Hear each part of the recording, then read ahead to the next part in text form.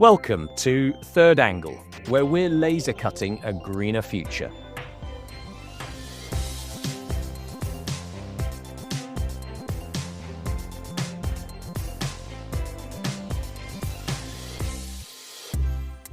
I'm your host, Paul Hames from industrial software company PTC. In this podcast, we share the moments where digital transforms physical and meet the brilliant minds behind some of the most innovative products around the world, each powered by PTC technology. Mazak Europe is part of the Yamazaki Mazak Corporation, one of the world's largest manufacturers of machine tools and laser cutting machines. Their high-performance CNC machines sculpt metal and other tough materials into complex parts using their range of ultra-precise, multi-axis machine tools. These parts might end up in a medical device or even form the mold for a Formula One steering wheel. Mazak is championing sustainability with a bold goal to halve its carbon footprint by 2030. From switching to solar power and electric vehicles to increasing the efficiency of their machines, Mazak's Go Green strategy is reshaping its operations. Their latest Neo range reduces CO2 emissions by 22%, and tools like their Smooth NG dashboard give customers real-time energy insights. Our producer, Helen Leonard, visited Mazak's European headquarters in Worcester to speak with engineering manager Chris Johnson. He shares their ambitious plans for sustainability and the innovations making them possible. Hello, welcome to Mazak UK. My name's Chris Johnson. I'm the engineering manager here. At Mazak European headquarters, we make machine tools and big metal cutting machines. We're in Worcester today, which is the site of the Mazak European headquarters. We're going to have a look around the site today, and I'm going to explain a little bit about what we do here. In front of us now, we've got the prop off a ship. So this is a typical component that could be made using one of our machines. Often you also find that we'll be making maybe like a mold tool for one of the components that might be manufactured in the future. We've got an example here of a Formula One steering wheel. While that itself wouldn't be made on one of our machines, the mold tool for it would be. So we're actually making the tooling that makes the end products. So again, we've got a component here that we're looking at. Probably something that most people will never see, hopefully. You can see in here we've got an artificial hip joint. Our customers are people who would make those hip joints. We also have artificial knees. This one here is an artificial shoulder joint. All of these components would be machined using our machines. Mazak, as a company, started as Yamazaki Iron Works in Nagoya in Japan. We're still a family-owned company, and we originally started making mat weaving machinery, and we started making machine tools in 1927, which obviously then moved into both milling machines and lathes. We're standing in the European Manufacturing Centre, which was created in 1987. But if you look at our map on the wall here, you can see the location of our factories around the world. So you can see we have several factories in Japan. We've got 2 in China, 1 in Singapore, 1 in India, which is our newest factory. We've got the factory here in Europe. And we also have a factory over in Florence in Kentucky, in the USA, that handle all of our North American operations.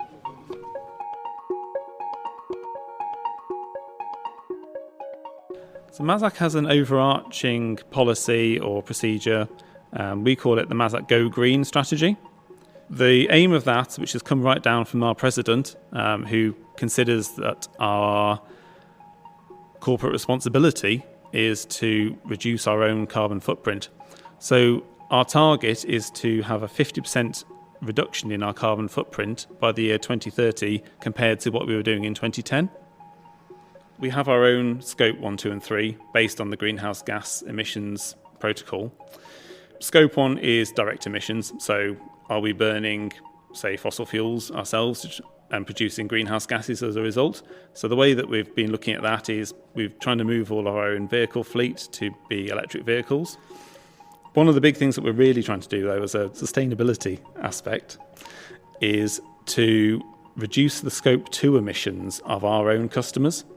So we believe we can have the biggest impact on the overall economy or the overall greenhouse gas emissions of what we do by helping our customers reduce their own Scope 2 emissions, which is the amount of energy that our machines are using to produce the parts that our customers would typically produce.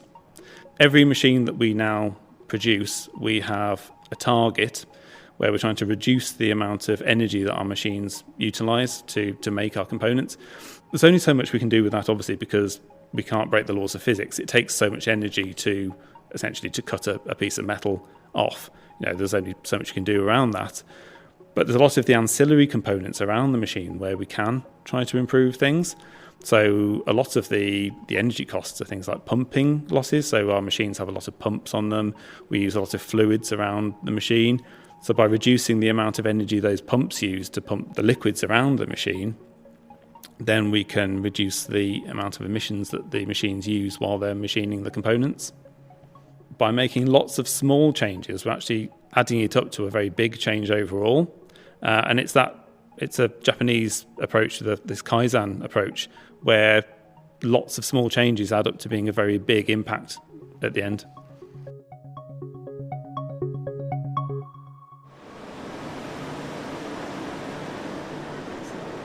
So we've just walked into the European Technology Centre, where we display our machines, and allows our customers to come and see our machines in action, allows us to talk to our customers about how they might utilise their machines to enhance their own productivity and also reduce their own carbon emissions.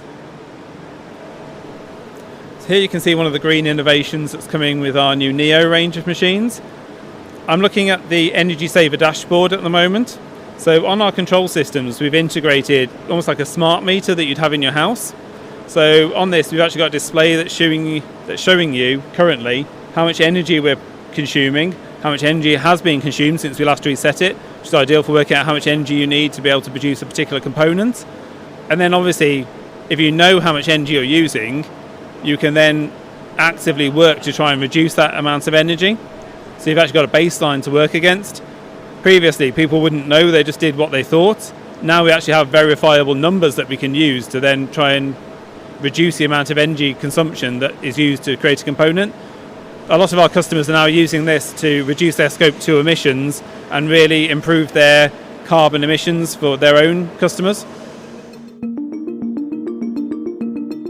The Neo range at Mazak is really important to us and to the industry as a whole. It's really Mazak's next generation of machine, where we're looking to improve both the performance of the machines and their energy efficiency. So for the i800 Neo, we've reduced the CO2 emissions by 22% compared to the same machine that we were making previously. That's obviously an enormous difference and really moves us in the direction of trying to be more environmentally responsible. So at Mazak, we take the circular economy quite seriously. We're quite lucky in that our machines are fairly large lumps of metal anyway, so by default they're quite recyclable. So it's all iron and steel. There's very little non-recyclable aspects about our machines. One thing that we do try to do, though, is make our machines last as long as possible. So we will support our machines essentially indefinitely. When we have machines in the field that are 40 or 50 years old, that are still in daily use, the carbon emissions in making a brand new machine is roughly the same as a small family hatchback car. So if we can maintain the use of existing machines through being able to help our customers keep using their machines for as long as possible and keep them to be, have a long, useful life, we're effectively reducing our customers' carbon emissions as well.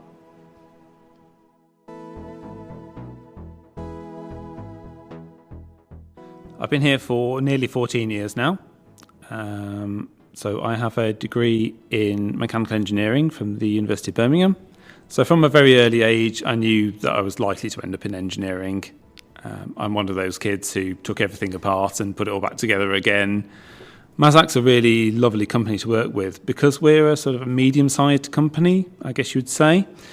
We have a very hands-on approach. So the engineers will actually be the people who will do the design work. They'll actually go down onto the shop floor when prototypes are being built and they'll get their hands dirty. They'll actually help build those machines and then work out what works, what doesn't work, and then do any modifications that are required.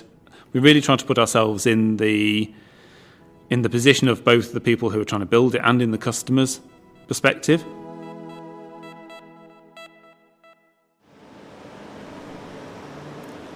On our right, we have a demonstration area showing how our machines are prepared for Industry 4 connectivity. So we've got our own portal called iConnect, which allows our customers to see how their machines are operating, allows them to access user instructions for the machines, order spare parts, allows them to get a lot closer to Mazak and get the support they need for their machines. Just here you can see our machines being loaded by a robot. So we work a lot with automation suppliers.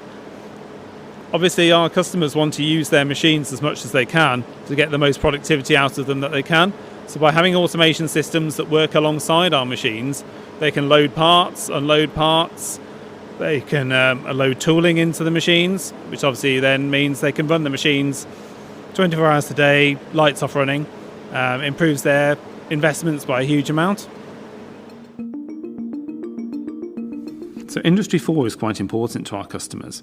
One of the things that we've found our customers are doing an awful lot more is having their machines be automated.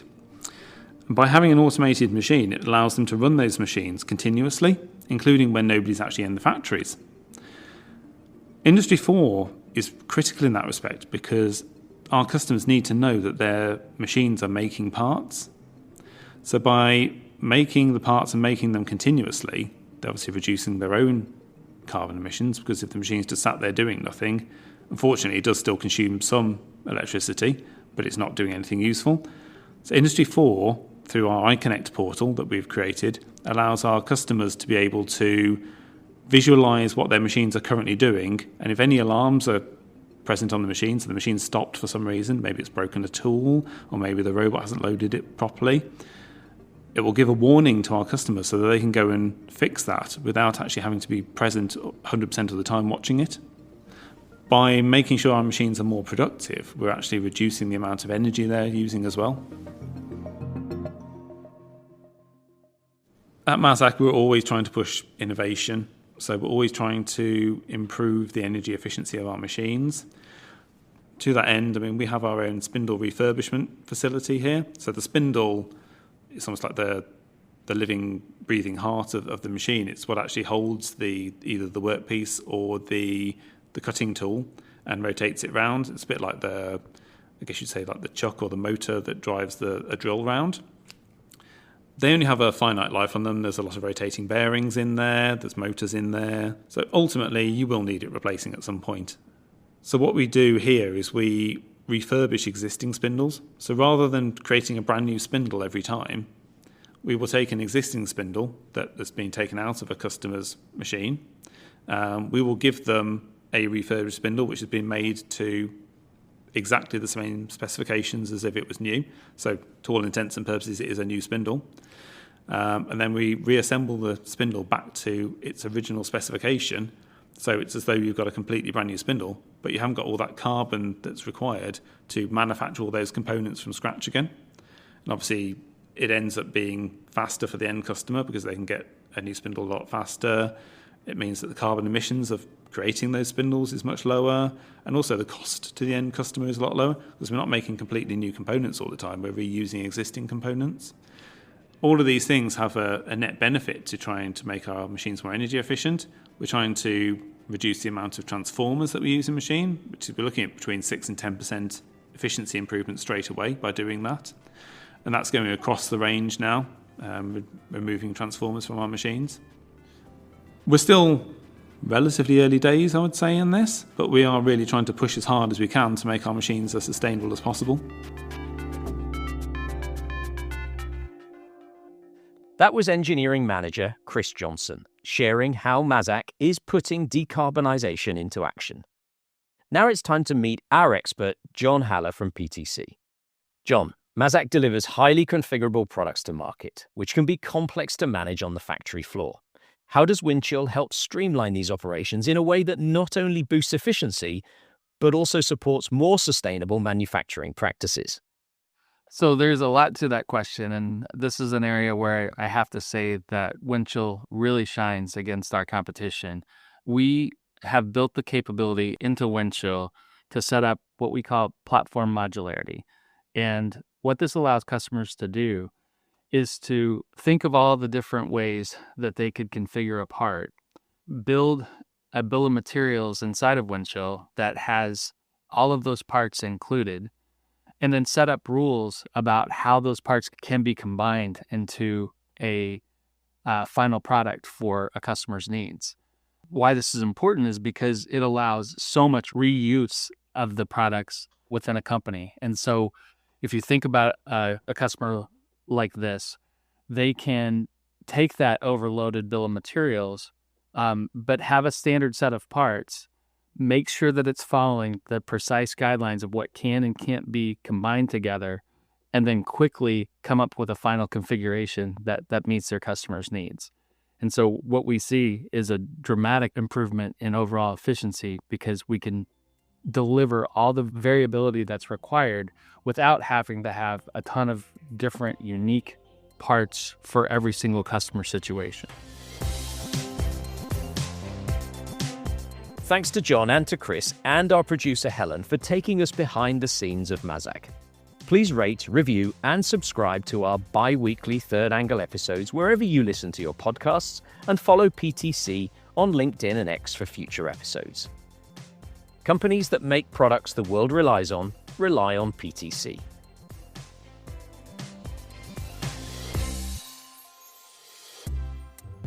This is an 1860 production for PTC.